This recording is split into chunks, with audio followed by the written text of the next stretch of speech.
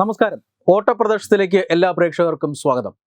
Palakkad BJP ഒന്ന് തോറ്റപ്പോൾ കഴിഞ്ഞ 2-3 ദിവസമായി ടെലിവിഷൻ ചാനലുകളിൽ വലിയ ചർച്ചയും വലിയ വിലയിരുത്തലുകളും അതുപോലെ തന്നെ വലിയ രീതിയിലുള്ള കോലാഹലങ്ങളുമാണ്. ആ കോലാഹലങ്ങൾ നമ്മൾ കേട്ടതാണ്. ആദ്യം അവർ കെ സുരേന്ദ്രനെ കൊണ്ട് രാജിവയ്പ്പിച്ചു, രാജി എഴുതി വാങ്ങി. കേന്ദ്ര നേതൃത്വത്തിന് അദ്ദേഹം രാജി സമർപ്പിച്ചുവെന്നും ഇതാ 12 മണിക്ക് വാർത്താ സമ്മേളനം വിളിക്കുന്നു, അദ്ദേഹം രാജിവെച്ച് പുറത്തുപോയേക്കും എന്നൊക്കെയുള്ള അഭ്യൂഹങ്ങൾ പരക്കുന്നു. പിന്നീട് BJPയിൽ കൂട്ടത്തല്ല് എന്ന രീതിയിലുള്ള വാർത്തകൾ വരുന്നു. തല്ല് എന്ന് വ്യാജ വാർത്ത ഉണ്ടാക്കുക മാത്രമല്ല, തല്ലുണ്ടാക്കാനുള്ള ശ്രമങ്ങളും മാധ്യമങ്ങൾ നടത്തുന്നു എന്നുള്ളതാണ്. അതായത് കൗൺസിലർമാരോട് പോയി ചോദിക്കുകയാണ് കൃഷ്ണകുമാർ, തോൽവിയുടെ ഉത്തരവാദിത്വം കൗൺസിലർമാരുടെ കാര്യമാണ്, അല്ലെങ്കിൽ കൗൺസിലർമാർ കാരണമാണ് പാലക്കാട് തോറ്റത് എന്ന് പറഞ്ഞിട്ടുണ്ട്. എന്താണ് പ്രതികരണമെന്ന് ചോദിക്കുന്നു. അങ്ങനെ തിരിച്ച് പ്രകോപനപരമായ മറുപടി വാങ്ങാനായിട്ടാണ് ഇത്തരത്തിലുള്ള പ്രവർത്തനങ്ങൾ ചെയ്യുന്നത്. ഇങ്ങനെ BJPയിലെ പ്രശ്നങ്ങളുണ്ട് എന്നും BJPയിൽ കെ സുരേന്ദ്രൻ്റെ കസേരയ്ക്ക് ഇളക്കം തട്ടിയിരിക്കുകയാണ്, പലതരത്തിലുള്ള അഭിപ്രായ വ്യത്യാസങ്ങൾ അവിടെയുണ്ട്, BJP വോട്ട് എങ്ങനെ മറിഞ്ഞു, എങ്ങനെ കാണാതായി എന്നിങ്ങനെയൊക്കെയുള്ള ധാരാളം ചർച്ചകൾ നടക്കുകയാണ്. പക്ഷേ അതേസമയം മഹാരാഷ്ട്ര രാഷ്ട്രീയത്തിലും ഈ കേരള രാഷ്ട്രീയ അല്ലെങ്കിൽ കേരള മാധ്യമ പ്രവർത്തകർ തലയിട്ടു. അതായത് അവിടെ ദേവേന്ദ്ര ഫട്നവിസും അതുപോലെ തന്നെ ഏക്നാഥ് ഷിൻഡെയും തമ്മിൽ മുഖ്യമന്ത്രി സ്ഥാനത്തിനായി അടിപിടി കൂടുകയാണ്. RSS മുഖ്യമന്ത്രി സ്ഥാനം ആവശ്യപ്പെട്ടു. അതായത് ദേവേന്ദ്ര ഫട്നാവിസിന് തന്നെ മുഖ്യമന്ത്രി സ്ഥാനം നൽകണമെന്ന് ആവശ്യപ്പെട്ടിരിക്കുന്നു.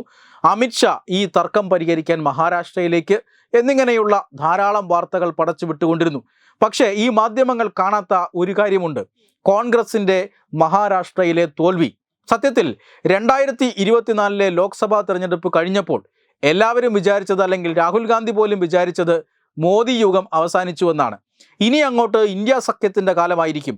ഓരോ സംസ്ഥാനങ്ങളും വിജയിച്ച് അവസാനം 2029 ആകുമ്പോഴേക്കും കേന്ദ്രഭരണവും പിടിക്കാം എന്നാണ് രാഹുൽ ഗാന്ധി വിചാരിച്ചത്. പക്ഷെ അതൊന്നും നടന്നില്ല എന്ന് മാത്രമല്ല, ഓരോ സംസ്ഥാന തെരഞ്ഞെടുപ്പിലും BJP കോൺഗ്രസിനേക്കാൾ ഒരു പടി മുന്നിൽ നിന്നു എന്ന് മാത്രമല്ല, കോൺഗ്രസ് അപ്രസക്തമാക്കുന്ന കാഴ്ച പലയിടങ്ങളിലും കാണാൻ കഴിഞ്ഞു.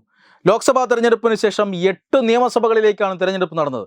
ഈ 8 നിയമസഭകളിൽ 6 നിയമസഭകൾ തെരഞ്ഞെടുപ്പുകളിലും വിജയിച്ചത് BJPയോ NDAയോമാണ്. വിജയിക്കാത്ത സംസ്ഥാനങ്ങൾ ജമ്മു കാശ്മീരും ജാർഖണ്ഡും മാത്രമാണ്. ഈ 2 സംസ്ഥാനങ്ങളിലും കോൺഗ്രസിനേക്കാൾ സീറ്റ് BJPക്ക് ഉണ്ട് എന്നുള്ളത് മറ്റൊരു യാഥാർത്ഥ്യമാണ്. ഇത് എന്താണ് വ്യക്തമാക്കുന്നത്? അതായത് രാഹുൽ ഗാന്ധിക്ക് ഈ പാർട്ടിയെ മുന്നോട്ട് കൊണ്ടുപോകാൻ കഴിയില്ല. ഈ തെരഞ്ഞെടുപ്പ് പരാജയത്തെ എങ്ങനെയാണ് രാഹുൽ ഗാന്ധിയും കൂട്ടരും വിശകലനം ചെയ്യുന്നത് എന്ന് കേരളത്തിലെ ഒരു മാധ്യമങ്ങളും ചികഞ്ഞു നോക്കിയില്ല. സത്യത്തിൽ ചെയ്യാവുന്നതെല്ലാം രാഹുൽ ഗാന്ധി ചെയ്തു നോക്കിയിട്ടുണ്ട്. അതായത് ഡൽഹിയിലെ സുഖ ശീതളമയിൽ പ്രവർത്തിച്ചു കൊണ്ടിരുന്ന രാഹുൽ ഗാന്ധി ഡൽഹി വിട്ട് പുറത്തേക്ക് വന്ന് ഇന്ത്യ മുഴുവൻ വെയിലത്ത് ഭാരത് ജോഡോ എന്ന് പറഞ്ഞ് നടന്നു നോക്കി.